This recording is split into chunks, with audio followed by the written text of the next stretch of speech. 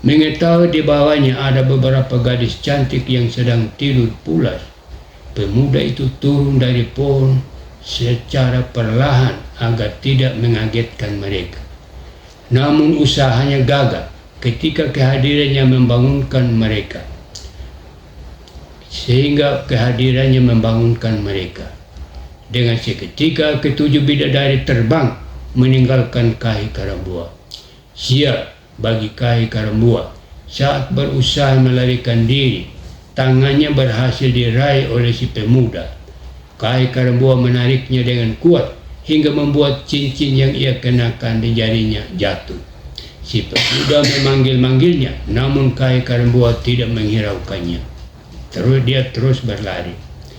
Pemuda itu kemudian memungut cincin yang terjatuh dan membawanya pulang. Dia sangat penasaran atas kejadian itu. Sampai di rumah, ia menceritakan peristiwa itu kepada ayahnya, yang seorang raja di desanya. Pemuda itu memohon kepada ayahnya untuk membantu menemukan gadis pemilik cincin permata itu. Ia memerintahkan untuk mengadakan pesta selama 7 hari. Pada kesempatan itu, ia membuat sayembara dengan meminta para gadis untuk memakai cincin yang ditemukan anaknya. Jika cincin itu cocok di jari pemakainya, maka dia akan dijadikan menantu sang raja. Tiap hari berbondong-bondong para gadis datang memenuhi undangan. Ada yang terlalu longgar, ada yang terlalu sesak, bahkan ada yang terluka jarinya karena terlalu dipaksakan memakai cincin itu. Kedua anak gadis Umbundilu dan Rambu Kahil lebar datang mengikuti sayembara, namun mereka juga tidak berhasil. Hingga hari ke-7, raja dan anaknya masih belum menemukan pemilik cincin permata itu. Diam-diam Kai Karambua meninggalkan rumah lalu pergi ke tempat pesta berlangsung. Sebenarnya ia tidak berminat mengikuti sayembara.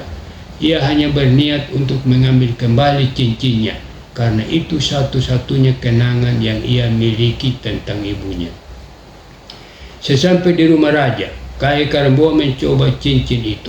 Ternyata cincin itu cocok di jarinya. Semua yang hadir terheran-heran dengan peristiwa itu. Ibu tiri dan kedua saudara tirinya mencibir Kai Karambua. Mengapa anak yang lahir dari kerbau bisa seberuntung itu?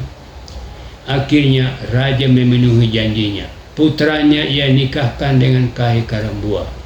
Pesta pernikahan diadakan secara meriah. Seluruh masyarakat diundang, termasuk para gadis yang mengikuti sayembara.